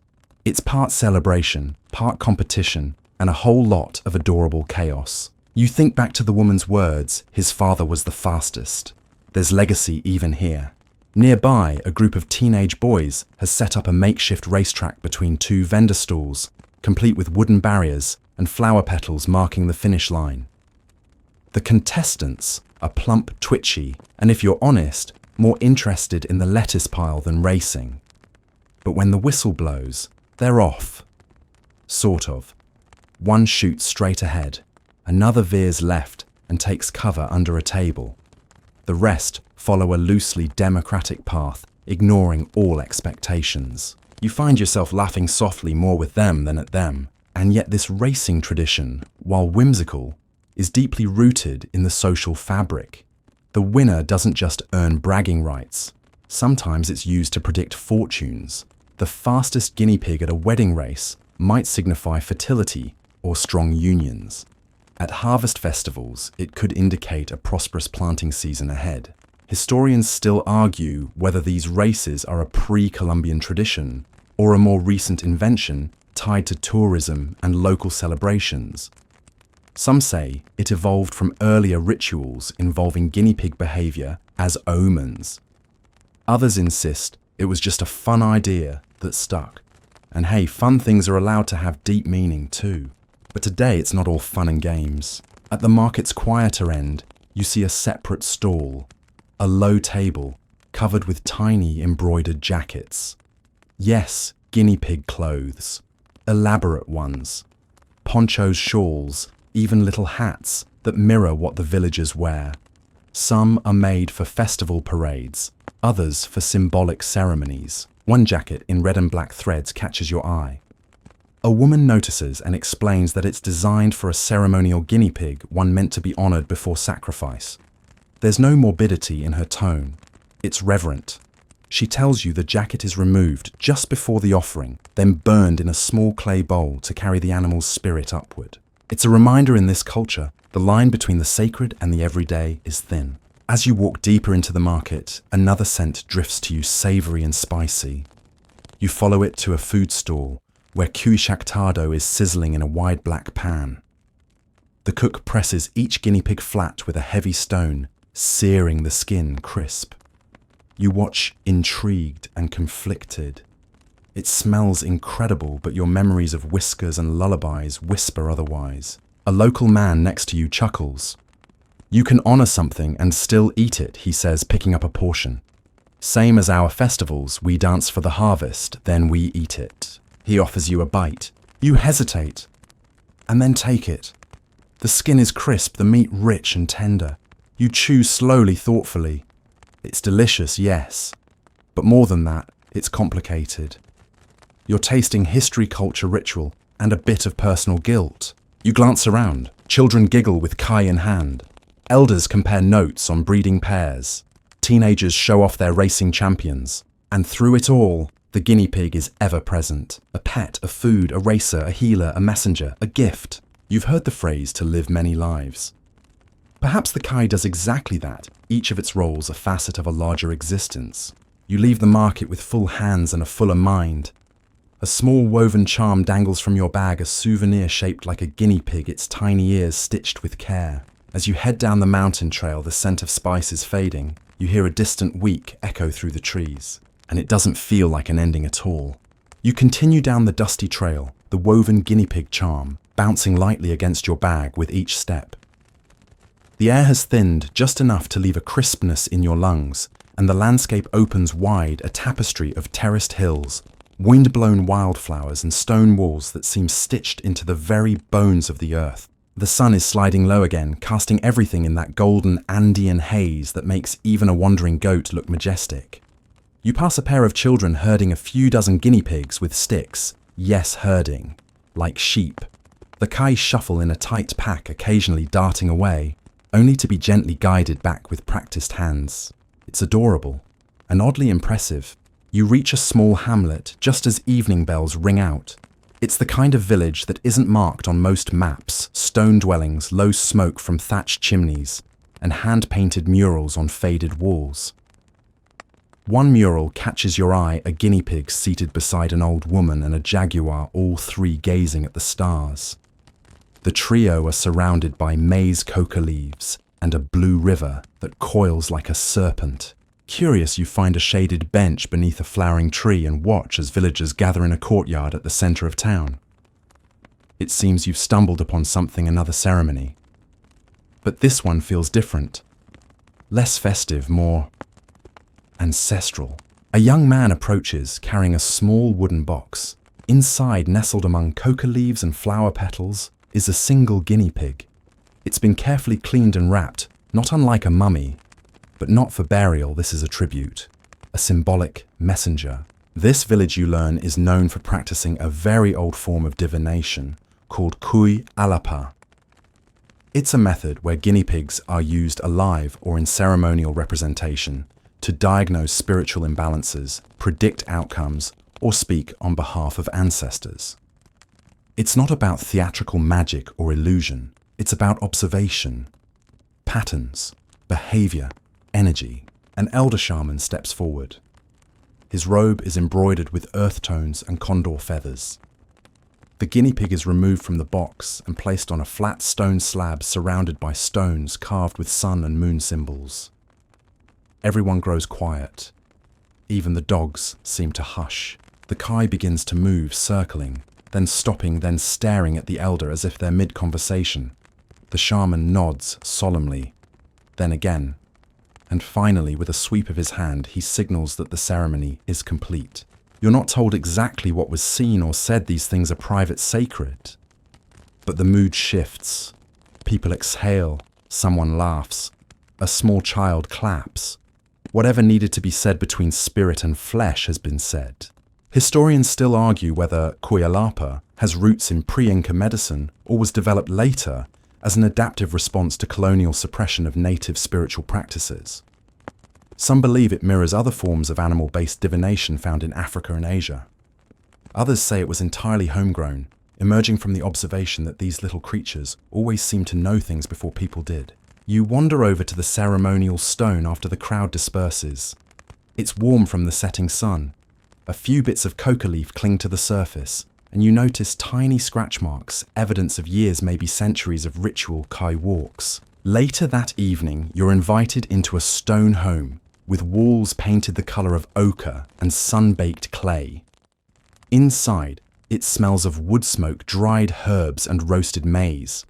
The host family places a small woven pouch on the table. Inside a guinea pig tooth. You blink. They explain kindly that this is a protective charm. The tooth carried close to the heart is said to ward off illness and bring balance to the body. It's been cleaned, blessed, and wrapped in red string. It's not morbid, it's medicine. You think of how in your world people wear crystal necklaces or carry rabbit's feet for luck. This is not so different. But here, it feels older, more personal. You ask carefully if the guinea pig was sacrificed. The mother of the household nods, then gently touches her chest. With gratitude, she says, "It gave itself for our healing. We never forget it." You fall silent for a while. The fire crackles. Outside, a breeze rustles the fields. Inside, a toddler plays with a live guinea pig, giggling as it tries to crawl up her sleeve. You realize something strange the more complex your feelings get about the kai, its role, its symbolism, its presence. The more your understanding deepens. You've stopped trying to put it in a box labeled pet or food or fetish. It's all of those things, and none. It's simply essential.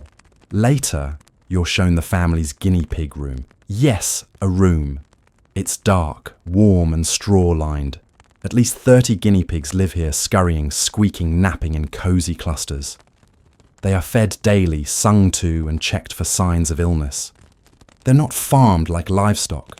They're respected like living resources. One corner has an altar of sorts, candles, dried flowers, and a small wooden carving of a guinea pig with wings. It's a Kai angel. The grandmother tells you with a twinkle in her eye that when guinea pigs die, they fly up to Pachamama's lap and sleep in her arms. And that if you dream of one, it's visiting you to say you're safe. You can't help but smile. The idea is absurdly sweet, but also comforting. You stay the night in that home curled beneath heavy blankets, listening to the rustle of straw and the occasional soft squeak drifting from the queue room. And somewhere in the haze between dreaming and waking, you imagine a guinea pig with tiny feathered wings perched on your windowsill, watching, waiting, whispering. Morning comes with a slow stretch of golden light, and the distant tinkling of bells either from goats being led to graze or a child somewhere shaking a toy with excessive commitment. You blink yourself awake, still tucked in beneath layers of blankets, your mind replaying dreams of winged guinea pigs sipping dew from flower cups. You chuckle softly. This journey is definitely getting to you. You rise and follow the scent of boiling herbs to the central courtyard, where the grandmother from the night before stirs something in a blackened clay pot. She offers you a cup. It tastes like mint and earth and something else you can't quite place. She calls it mat de munya good, for digestion, travel sickness, and bad dreams. You sip gratefully and sit nearby as life begins to ripple across the village. And today, it seems that life includes a gathering at a nearby huaca, a sacred site. You're told this particular huaca is older than the Incas, maybe older than memory itself. It sits atop a rocky hill, a short climb away, marked by natural stones in the shape of a spiral and a wind-gnarled tree that locals call the listening branch. You join the procession. Families carry bundles of herbs, chicha, and you guessed it, guinea pigs. Not for sacrifice this time, but for blessing. This is a once-a-season ritual to ask the land for favor and protection and to honor the animals that walk with them daily. The climb is slow and reverent. At the top, offerings are laid out in a circular pattern, kernels of maize sugar, figurines, carved gourds, feathers, and several extremely patient guinea pigs sitting in decorated baskets. One man begins to sing an ancient Quechua melody that feels like it's part of the wind. Others join in with flutes and a low drum. The shaman you met days ago is there once again, cloaked in feathers, and time his staff etched with spiral designs. He speaks softly, gesturing to the horizon, the earth beneath their feet and the sky above. Then, in a moment of striking tenderness, he lifts one guinea pig into the air, kisses its forehead, and lowers it to a small pile of coca leaves and flower petals. The Kai sits there, completely calm. It's not trained, it's not restrained, it simply stays. You feel a hush ripple through the crowd. And then, as if on cue, the guinea pig rises, circles once, and walks away back into the arms of its keeper. The shaman smiles, the people murmur their thanks, and the wind picks up swirling flower petals into the sky. Historians still argue whether these blessing ceremonies began purely as agricultural rites or evolved into more spiritual symbolic gatherings in later centuries. Some archaeologists suggest guinea pig-related artifacts found at pre-Inca sites were more utilitarian meat storage or breeding tools. Others point to burial sites where kiwi remains lie next to golden jewelry, implying reverence. But whatever the origin here and now, it is clear this is sacred.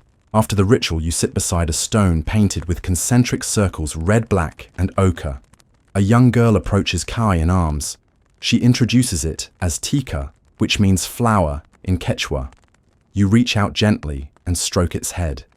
Its fur is warm, slightly dusty. Its eyes blink up at you with an intelligence that feels surprising. The girl says she dreams things. That's why we bring her here. You don't ask what kinds of dreams. You just nod. Because by now you've seen enough to believe in guinea pig prophecy. On the way back down the hill, you spot an elder tracing symbols into the dirt with a stick. Spirals, zigzags, and tiny paw prints. He's sketching the journey of his family, marking births, marriages, migrations with guinea pigs appearing like commas in the story. He says, "When we forget things, the animals remember," and you feel that line settle somewhere deep in your ribcage. That night, you camp near the base of the hill with several other travelers and a few curious villagers. A small fire crackles. Someone plays a wooden flute, its melody soft and winding. Children fall asleep in woven shawls, some with guinea pigs curled beside them like furry nightlights. A woman begins telling a story. It's not translated fully, but you catch pieces. There was once a village where people had forgotten how to speak to the land. The rains dried up, the fields cracked. The animals grew sick. One day, a girl dreamed of a guinea pig with silver ears and a crown of moss. It told her to gather coca maize and tears. She did. The rains came back. You glance at the fire. Embers rise like tiny spirits. Then someone nudges you. A gift is being passed around, a woven charm, soft and warm. A Kai effigy. Each person holds it for a moment, then whispers a wish into it before passing it on. When it reaches you, your hands hesitate. You close your eyes and whisper something small, private, fragile, and then you pass it on. Later, wrapped in a thick blanket, you gaze up at the sky. The stars here feel more numerous, more immediate. You try to spot the Southern Cross. Then remember, the Andean peoples didn't just look at stars. They looked at the dark spaces between them, the voids, the silhouettes. They saw constellations in shadow. There's one shaped like a guinea pig nestled in the river of the Milky Way. They called it Yakana, the celestial Kai, guide of the night. It watches over children, over farmers, over the forgotten. And now over you. The next day begins with the sound of laughter echoing across a highland slope. You rub your eyes and see a cluster of villagers gathered in a clearing, children, adults, and a few dogs mingling in happy chaos. In the center of it all is what looks like a tiny arena built from stones and reed fencing. Your curiosity stirs. You draw closer. It's a race. A guinea pig race. Yes, that's right. Kai racing. The track is no more than a winding corridor of straw and dirt shaped like a sideways U. At one end, small wooden tunnels sit waiting. And behind those tunnels, dozens of guinea pigs poised like shaggy sprinters, their ears twitching with anticipation. The villagers each cheer for their chosen Kai. Some have headbands or ribbons to distinguish them. One particularly plucky contestant wears a leaf like a superhero cape. Another has a dab of coloured powder on its back like a festive stamp. You kneel beside the track just in time for the count. Uno, dos, tres. And they're off, sort of. Most of the guinea pigs dash forward tiny determined blurs. Others veer sideways. One stops to sniff a pebble. Another just flops down in apparent protest, as if to say, "Nah, I'm more of a philosophical type." The crowd cheers, laughs. Some place light-hearted bets, nothing more than promises to cook dinner or carry firewood. But everyone is thoroughly, wonderfully entertained. The winner, a sleek white kiwi with the energy of a caffeinated squirrel, crosses the finish line in under 10 seconds. Its owner, a teenage boy, hoists it in the air like a furry trophy. There's applause. Someone sings a little victory song. The kiwi looks vaguely unimpressed, but accepts a nibble of corn as reward. You're told that guinea pig races are a tradition during certain festivals and holidays. Not every community does it, but those that do take it surprisingly seriously. There's even a whisper that in some villages families raise lineages of fast guinea pigs, champion sprinters whose bloodlines are traced with as much pride as a prized racehorse. Historians still argue whether these races evolved from ritual practice, agricultural play, or sheer amusement. Some say it began as a way to test the health and agility of breeding stock. Others believe it mimicked spiritual trials, where animals symbolically ran toward the future, or away from misfortune. Of course, some skeptics insist it's just fun, which honestly is reason enough. The quirky twist.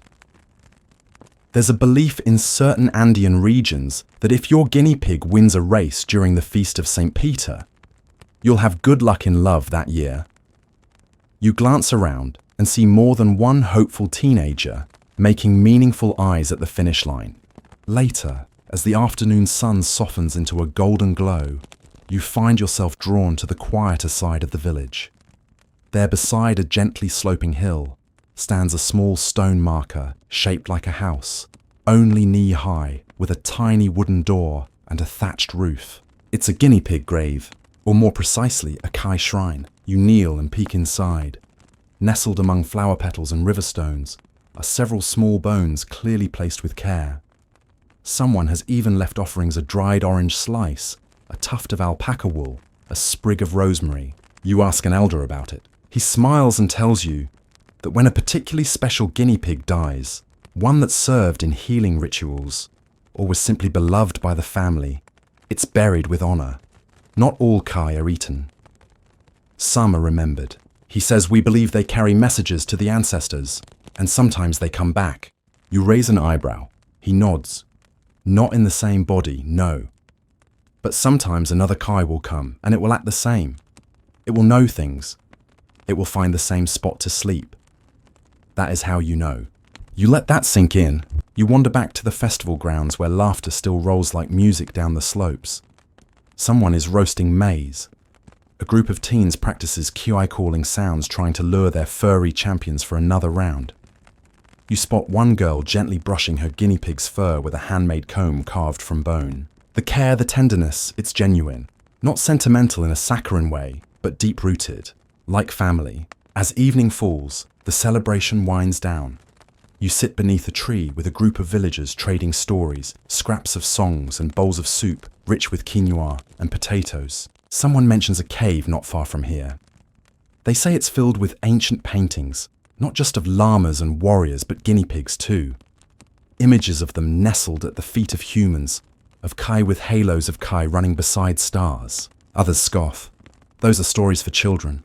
But one woman, her eyes lit with memory, leans in and says, I've seen it, and in the dark they shine. You consider visiting. You consider staying forever.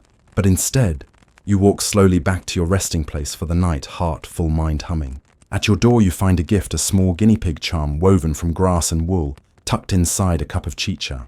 You smile. You've gone from visitor to something like family. And tomorrow, the road will rise again, carrying you forward with straw in your shoes, and maybe a little more Kai magic in your bones. You wake to the soft percussion of rain, barely more than mist, but steady enough to tap its fingers on the thatched roof above you. The world outside glows green and silver, every blade of grass beaded with dew.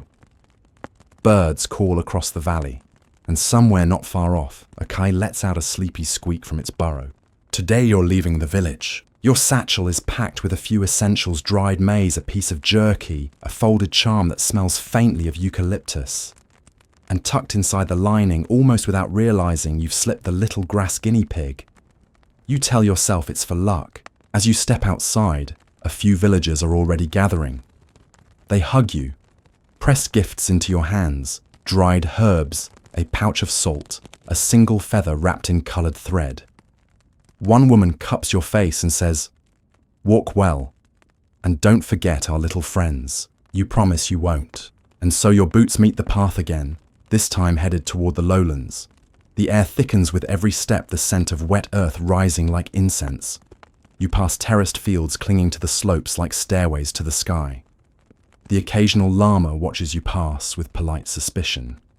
And once your path is blocked by a roving herd of guinea pigs, unaccompanied, waddling toward a patch of wild mint, like a very small, extremely important parade. You wait, you let them pass. Somewhere along the descent, the mist lifts, and you spot a stone ruin hidden in the brush, a crumbling structure with rounded walls and niches like tiny doorways. You feel drawn in. Inside the space is cool and quiet. A few clay shards lie in the dirt, some etched with spirals. And in one darkened alcove something glints. You lean closer. It's a tiny sculpture no more than the size of your palm. A guinea pig, stylized, almost abstract. Its back is arched as if mid-run. Its eyes are inlaid with something maybe obsidian or jet. The detail is extraordinary, but it's what's behind it that makes you pause. Carved into the stone, almost hidden, is an image. a human and a guinea pig walking side by side under a stylized sun. Both figures are the same size, equal, balanced. You sit with that a moment. Historians still argue whether such imagery reflected literal beliefs or metaphoric storytelling.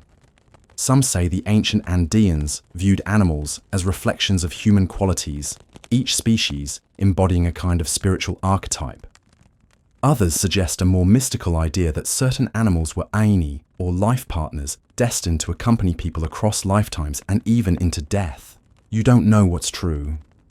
But standing there, surrounded by silence and symbols, you feel something deep shift in your chest. Later that day, you reach a larger town, more modern, but still full of cobbled streets and red-tiled roofs. You duck into a small museum housed in what was once a colonial convent. And there, amid rows of pottery and silverwork, is an exhibit that stops you cold. It's dedicated entirely to guinea pigs. You blink. A dozen ancient figurines, each from different pre-Columbian cultures, Chaven Moche, Nazca Inca. Each one portrays the Kai in a different pose, some cuddled, some running, one curled into a sleeping ball like a tiny moon. There are textiles to woven scenes where guinea pigs nestle beside human figures, or sit at the base of thrones. In one embroidered panel, a Kai is depicted with wings. In another, it wears a crown. And there on a placard written in 3 languages is a passage that reads, "For the peoples of the Andes, the guinea pig was not just sustenance, but spirit. It lived among them, dreamed with them, and died with them. In times of joy, it was gifted. In times of sorrow, it was sacrificed. And in between, it listened."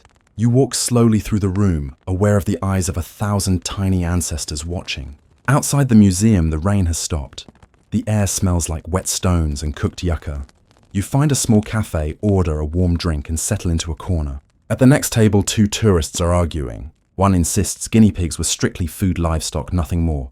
The other says no, they were revered, worshipped even, used in medicine, marriage, divination. You smile to yourself. You know the truth is somewhere in between. That night, as you lie in a new bed in a new town, you remember a detail someone once told you in passing. That in a Spanish colonial account from the 1600s, a missionary described a village that sang lullabies to their guinea pigs. Not because they were sacred, not because they were symbols, but because they were loved. Loved so much, in fact, that children were named after them. That when a beloved Kai died, some households would hold miniature funerals. That guinea pigs were whispered to not as pets, but as witnesses, holders of secrets. You think about the word Kai itself, soft, round, a name that starts and ends in breath. You pull the grass charm from your pack and hold it in the dark. You think of all the ways a creature can be important, not by size, not by strength, but by presence, by being near, by listening. And in the silence you feel it again, that small heartbeat at the edge of memory, soft, constant, watching. You sleep. The next morning the journey continues, but something is different now. You aren't just wandering anymore. You're tracing footprints. A trail left by a tiny creature that somehow walked beside empires, prayers, and wedding vows. And as your boots touch the earth, you begin to notice things you'd missed before. A design on a woven blanket shaped like a Kai nose upturned in curiosity. A ceramic mug in a market stall painted with guinea pigs dancing under stars. A child's toy left on a stone wall, handmade and beloved, its shape unmistakable. The signs are everywhere once you know how to see them. That day your path leads you to the outskirts of an old monastery. Cracked adobe walls, a courtyard, grown wild bells that haven't rung in decades. It's not on any tourist map, no sign. Just a place whispered about by the locals where the Spanish once kept journals and maybe secrets. You ask the caretaker for a tour. He shrugs. There's not much to see, he says. He's wrong. In a corner chamber once used as a kitchen or infirmary, you find an alcove where the plaster has peeled away. Beneath it, the faint outline of a mural, a blend of Andean and Spanish iconography. A Madonna figure flanked by suns and moons. And at her feet, a guinea pig. Not a meek animal, not prey, but still alert, standing tall, almost proud. The caretaker chuckles. They painted over the things they feared. But some things don't stay hidden. He leads you to a dusty library. Most of the books are mouldy, moth-bitten, but tucked in a locked cabinet is a slim volume with no title on the spine. He lets you hold it. Inside sketches, pages of them, not by native hands, but by a Spanish friar. Drawings of local customs, a guinea pig being offered at a wedding, another dressed in ceremonial garb. One drawing shows a young bride releasing a kai into the fields, watching to see which direction it ran. You trace the lines with your eyes, imagining the moment. Her face full of hope of nerves, a whole life poised on the turn of tiny paws. Historians still argue whether this was superstition's symbolic theatre or a true form of divination. Some say the koi was thought to speak to Pachamama, the Earth Mother, on behalf of the couple. Others believe it was simply a way to make the gods laugh, a marriage begun with joy. Later, as you descend the hill behind the monastery, you stumble upon something strange, an overgrown path leading to what looks like a collapsed garden wall. You clear a bit of moss. Beneath it, tiles, colourful, cracked and worn by weather, but clear enough to read a mosaic of animals once carved into the floor.